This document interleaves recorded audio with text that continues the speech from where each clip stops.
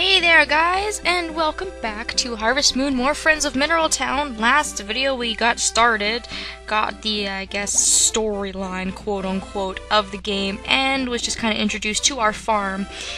So this video is going to be more tutorial and more talking. I'm very sorry, but there's a lot of talking to be done in this game.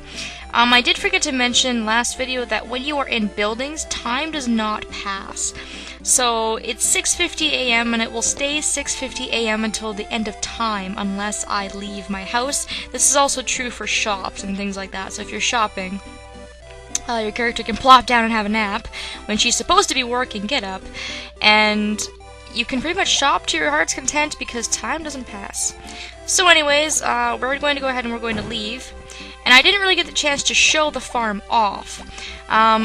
A few other button controls that I wanted to show off is if you press the right button down while walking, you'll start running, which is very, very useful. Trust me, you do not want to walk. The walking speed in this game is absolutely fudging ridiculous.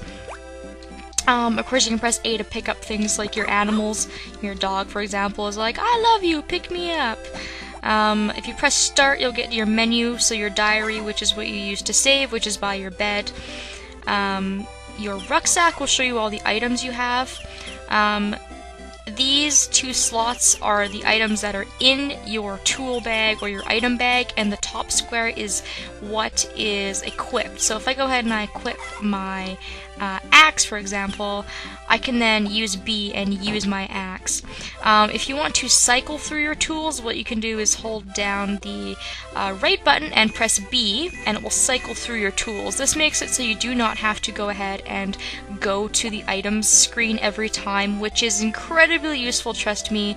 You'll want to remember that shortcut as well. If you can't remember the farm map and the world map shortcuts, you can of course go to your start menu and look at these if you want. I think the map is very well done in this game, in my opinion, because it just shows you the entire town. This is the entire town, very, very small, but very, very nicely sized, in my opinion, town, and it will show you, of course, what each building is, and it really helps you remember if you're just really not that familiar with the game at all. Our farm map, if we pull up our farm map, we can scroll through it, and you can see how big our farm is, so I've got a lot of explaining to do in this video, but of course you can see our house. We've got some places for animals. Our field is ginormous, and the map will also mark out any animals you have outside, so if you own cows and chickens and stuff and you have them going around and you can't seem to round them up during the night or something, then your map will show them. On your map it shows your dog, and it shows your current location as well. So yes, the maps were very well done in this game. You can also check stats such as earnings. You can check the tutorials, and I'm not sure what Memo does. Oh yes, it just shows you your degree and all that stuff, which kind of goes throughout time. You basically get a bunch of points. The better you get, and the more things you do, the more people you talk to, such and so forth. So that's the start menu. Like I said, kind of important to keep that in mind. When I pick up an item, which I will try and do here soon, for example, first thing I'm going to do, you've already seen our shipping bin. I'm just going to kind of go south here, and there's a tree. This tree is always on your farm, and it will have a different thing each month. Right now, because it's spring, it has a honeycomb, and I can harvest honey every single day. So when I have this in my hands, I want to press B to put it into my rucksack. This is probably one of the best ways to make money, and the game was really nice to put this in because you actually get something different every single season.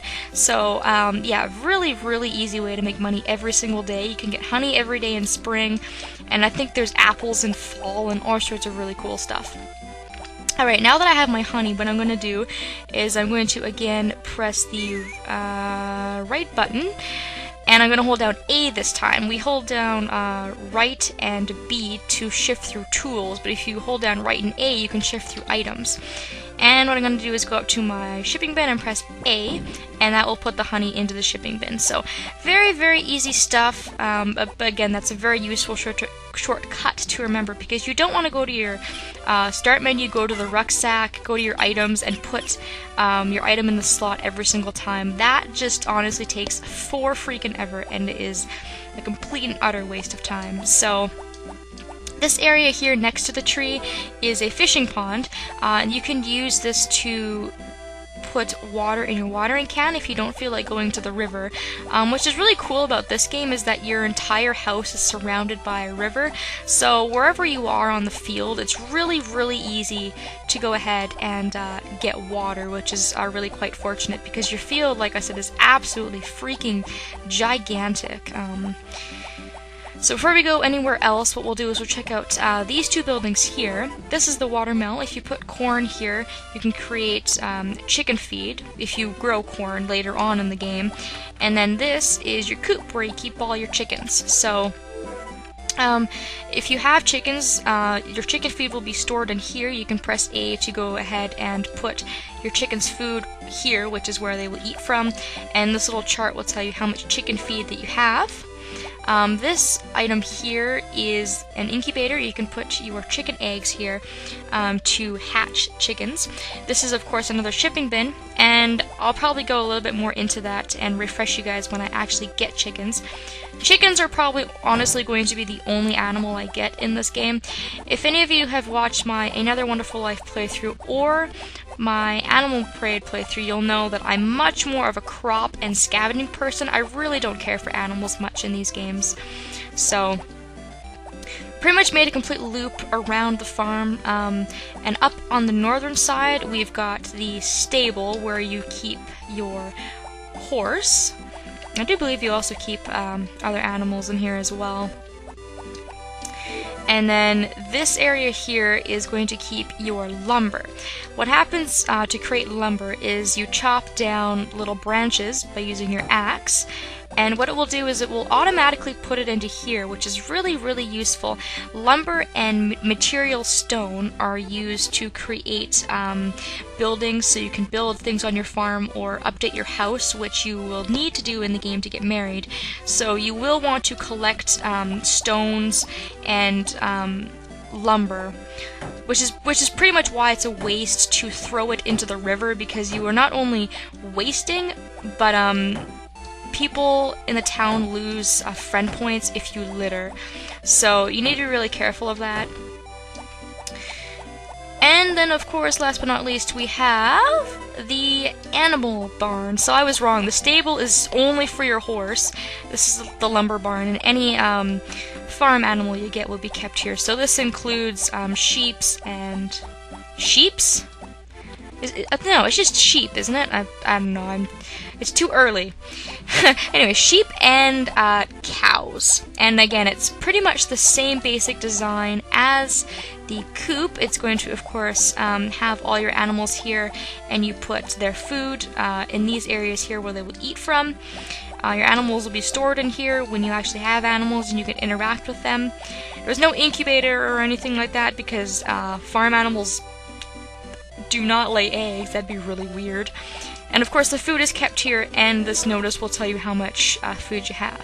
So, yep, pretty damn self-explanatory stuff, but considering that this is like a farm that nobody wanted, this is a big place. I mean, you could have like bought this place and done something like completely different with it, honestly. These things here I didn't really get into. These are weeds, and I'm going to show you something really quick. I'm going to go ahead and I'm going to put these in my rucksack, and I'm just going to see if it says anything. No, it doesn't. These things grow in spring, summer, and fall, so they will basically keep reoccurring on your property. They basically like grow back, so you need to be wary of that. Now, Zach said you can ship anything you find in the mountains or around, and he was lying to your face, because you cannot ship weeds. I'm sitting here pressing A like crazy, and it is not going to let me ship this. So that's kind of annoying, because I can't remember which game it was, but there was a game where you could actually ship weeds and get money for it. So he's going to take our our honey, and we get money for that, which is automatically put into our area. For some reason, he stays, I think, from 5 to 6. I guess maybe it's supposed to be like he's gathering all the stuff from the shipping bin, but it's just kind of weird that he just kind of stands there for an hour. It's actually rather creepy. Get the hell off my property. I don't want you here. It's getting dark. Go, shoo, leave. Okay. So, yeah, just be wary of that, and of course, like I said, if you pick this up and throw it, that's considered littering, so you probably just want to use your sickle to clear them out. Using your sickle will use stamina up, but it's a good way to get rid of stuff. So I've pretty much shown off everything on the farm, but now what I'm going to do is I'm going to start working on clearing out my field. The main important thing for me is to go ahead and start collecting a bunch of lumber and material stone, because you honestly can never have enough of the stuff. It's really easy to lose track of how much you've collected, and you will need a lot of it in this game. So just take it one day at a time, do what you can. Time passes incredibly quickly in this game. I don't remember how fast the rate is in this game, but I know in other Harvest Moon games it's usually like a minute for every second. So basically, like a minute is an hour in this game, I think. Yeah, something like that. So yeah, it's kind of crazy how fast time passes, which has been fixed in later versions of the game. But in this game, you really have to plan your time well, and it's kind of a good and a bad thing, because you can do so little in a day, but time passes a lot quicker, which makes the 30 days you have really not seem all that bad.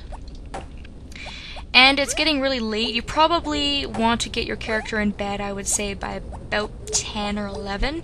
If you get a good night's sleep, you will, of course, increase all your stamina and get all that stuff back for the next day, and you don't have to worry about being fatigued. You can bring your dog inside to sleep if you want to. I never do. I mean, it's spring. It's not cold or anything. He's not gonna like freeze his butt off. So I leave him outside. And I'm caught in a maze of weeds as I'm trying to get back to my house, because as you can see, it just almost turned to 11 in like a matter of minutes. Like I said, time passes really quickly.